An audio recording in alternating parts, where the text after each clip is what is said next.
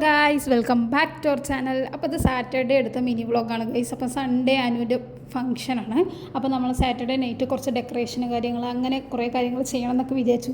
പക്ഷെ നമ്മളൊന്ന് വിചാരിച്ചിട്ട് പോയി അവിടെ നടന്നത് വേറൊന്നായിരുന്നു ഗൈസ്. അങ്ങനെ ഞങ്ങൾ അവിടെ പോകുമ്പോൾ തന്നെ അത്യാവശ്യം എല്ലാവരും വന്നിട്ടുണ്ടായിരുന്നു. ഒരു കുട്ടികളുടെ പടക്കളം തന്നെ ഉണ്ടായിരുന്നു പറഞ്ഞാൽ.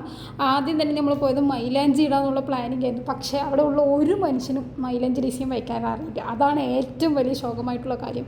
അങ്ങനെ ഒരു വഴിയായിട്ട് രണ്ടുപേരും നമ്മൾ പിടിച്ചെടുത്തു ഗൈസ്. അപ്പോൾ നന്ദിനിയും മഞ്ജുവാണ് ഇന്നത്തെ ഇര എന്ന് പറയുന്നത്. പക്ഷെ അനുവിനിടാൻ എല്ലാവർക്കും ഭയങ്കര പേടിയായിരുന്നു. അപ്പോൾ അതിൻ്റെ ഇടയിൽ കൂടെ വൈത്തിയും രമ്യ എല്ലാവരും കൂടിയിട്ട് അരച്ച മൈലാഞ്ചി ഉണ്ടായിരുന്നു. അപ്പോൾ അതൊക്കെ ഇടുകയാണ്, ബാക്കിയുള്ളവർക്കും കൂടി ഇട്ട് കൊടുക്കണം. അപ്പോൾ അവളോട് അരച്ച മൈലാഞ്ചി ഇടാൻ പറഞ്ഞപ്പോൾ അനുവിന് വേണ്ട പറഞ്ഞു. അവൾക്ക് കോൺ തന്നെ, അതും റെഡ് കോൺ തന്നെ വേണം പറഞ്ഞു. അപ്പോൾ അവരിരുന്ന് കിട്ടാത്ത ഡിസൈൻ എങ്ങനെയൊക്കെയോ വരച്ച് ഒപ്പിച്ച് രണ്ട് കയ്യിലും ഇട്ട് കൊടുത്തു ഗൈസ്. അതിനുശേഷം ഞാൻ കുറച്ച് നേരം നോക്കിയിരുന്നു. പിന്നെ വിടുമോ, എനിക്ക് മൈലാഞ്ചി ഇടണ്ടേ? അപ്പം ഞാനും പോയിട്ട് എനിക്കറിയുന്ന ഡിസൈനിൽ കുത്തി വരച്ചുകൊണ്ടിരുന്നു ഗൈസ്. അപ്പോൾ അത് കഴിഞ്ഞതും എല്ലാവർക്കും ഫുഡിൻ്റെ ടൈമായി. കാരണം ഫുഡൊക്കെ കഴിച്ച് ഇവരിനെയൊക്കെ അയച്ചു വിട്ടാലേ എന്തെങ്കിലുമൊക്കെ ഡെക്കറേഷൻ ചെയ്യാൻ പറ്റുള്ളൂ. അങ്ങനെ കുട്ടികളെല്ലാവരും കൂടി ബലൂൺ ഓതാൻ പറഞ്ഞപ്പോൾ ഞാനാ പറഞ്ഞാൽ അതിനൊരു തല്ലായി ഗൈസ്. കാരണം ഉള്ളത് 15ഓ 20ഓ ബലൂൺ, അതിൽ 5 പൊട്ടിച്ചു. അതിൻ്റെ ഇടയിൽ കൂടെ വൈത്തി ഇവിടെ ഋതുമതിയൊക്കെ ഇലയിൽ സെറ്റാക്കണം. അപ്പോൾ അവളൊക്കെ അതിനുള്ള കലയുള്ളൂ ഗൈസ്, വേറെ ആർക്കും അതിനുള്ളതില്ല. അപ്പോൾ അവളുടെ കയ്യിൽ ഞങ്ങൾ അത് ഏൽപ്പിച്ചു. അപ്പോൾ അങ്ങനെ എല്ലാവരും പോയ ശേഷം ഞങ്ങൾ അവിടെ ഫ്രണ്ടിലേക്കുള്ള ഡെക്കറേഷൻസ് ചെയ്യണം. ഡെക്കറേഷൻ ചെയ്യാൻ വന്നപ്പോൾ ആദ്യം വരും സമയമായി. അതായത് ഒരു 10:30 കഴിഞ്ഞപ്പോൾ ഉറക്കം വരുന്ന ടൈം. അതിൻ്റെ ഇടയിൽ കൂടെ ഈ ചെറുത് വാണ്ട് ഒരു 1.5 ശല്യമായിരുന്നു ശരിക്കും പറഞ്ഞു വെച്ചാൽ. നീത്തിയാണ് അവൾ. വെറുതെ ഞങ്ങൾ പണിയെടുക്കുമ്പോൾ അവൾ വെറുതെ ഫോൺ നോക്കിയിരിക്കുകയാണ് ഇവിടെ.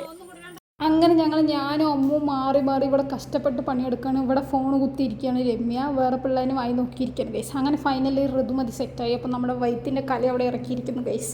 അതിനുശേഷം ഞങ്ങൾ ഫുള്ള് ഇലയൊക്കെ വെച്ച് സെറ്റാക്കിയ ശേഷം ഞാനും അമ്മുവും കൂടിയിട്ട് തന്നെ അത് ഒട്ടിച്ച് എല്ലാ കാര്യങ്ങളും പ്ലാൻ ചെയ്ത് സെറ്റാക്കി ഗൈസ്. പിന്നെ ബാലൻസ് ഉള്ള കുറച്ച് തോരണം പോലത്തെ സാധനങ്ങളൊക്കെ ഉണ്ടായിരുന്നു. അപ്പോൾ അതും ഞങ്ങൾ കൂടുതൽ വെച്ചിട്ട് സെറ്റ് ചെയ്തു. പിന്നെ ബലൂൺസ് കാര്യങ്ങളൊക്കെ അവർ കൊണ്ടുവന്നു. അപ്പോൾ അതും അവളാണ് കുറച്ചും കൂടി ഹൈറ്റ്. അപ്പോൾ എല്ലാ കാര്യങ്ങളും അവളെ കൊണ്ട് ഓരോ കാര്യങ്ങൾ പറഞ്ഞു കൊടുത്തു. അതിൻ്റെ ഇടയിൽ കൂടെ ഇവർ വീണ്ടും മൈലാഞ്ചി ഇടാൻ തുടങ്ങി. അപ്പോൾ ഫുൾ ഫൈനലി സെറ്റ് ചെയ്തപ്പോൾ ഇതാണ് അവസ്ഥ ഗൈസ്. അതിനുശേഷം ഇവിടെ ആർക്കാ പരിപാടി, ആർക്കാ എന്താണെന്നുള്ളത് അറിയാണ്ട് എന്തൊക്കെയൊക്കെയോ കുത്തി വരുത്തിയിരിക്കുന്നു. ചെറിയ കുട്ടിക്കൊക്കെ മൈലാഞ്ചി ഇട്ട് കൊടുത്തിരിക്കുന്നു. എല്ലാവരും അന്തരീക്ഷമൊക്കെ ഭയങ്കര ആഹ്ലാദത്തിലാണ്. അതിനുശേഷം ഈ ചെറുത് നോക്ക് വേലി ചാടി പോവാണ്. എന്തൊക്കെയാണ് ഗൈസ് ഈ കൊച്ചു കേരളത്തിൽ നടക്കുന്നത്. അങ്ങനെ ഞങ്ങൾ വിടാനായിട്ട് വീട്ടിൽ പോയിക്കൊണ്ടിരിക്കണം. അപ്പോൾ ആ സമയത്ത് അമ്മൂനെയാണ് ആദ്യം കൊണ്ടുപോയി വിട്ട്. ഈ ഓട്ടം ശരിക്കും പറഞ്ഞാൽ റണ്ണിങ് റേസിൽ ഓടിയിട്ടുണ്ടെങ്കിൽ എവിടെയെങ്കിലും എത്തിയിട്ടുണ്ടാവും. അങ്ങനെ ഞങ്ങൾ 4 പേരും കൂടി കഥയൊക്കെ പറഞ്ഞിട്ട് ആകാശത്ത് നോക്കുന്ന സമയത്ത് നല്ല നിലവിളിച്ചും ഉണ്ടായിരുന്നു. അങ്ങനെ ഞങ്ങൾ കഥയും കാര്യങ്ങളൊക്കെ പറഞ്ഞ സമയം ഒരു 12 മണിയൊക്കെ കഴിഞ്ഞിട്ടുണ്ടാവും ഗൈസ്. ഈ നിഴൽ വേറെ എൻ്റെയാണ്. അപ്പോൾ നമ്മുടെ വീഡിയോ ഇത്രേ ഉള്ളൂ. ഇഷ്ടമായി ലൈക്ക് ഷെയർ ചെയ്യുക, ബാക്കി വരുന്നതായിരിക്കും.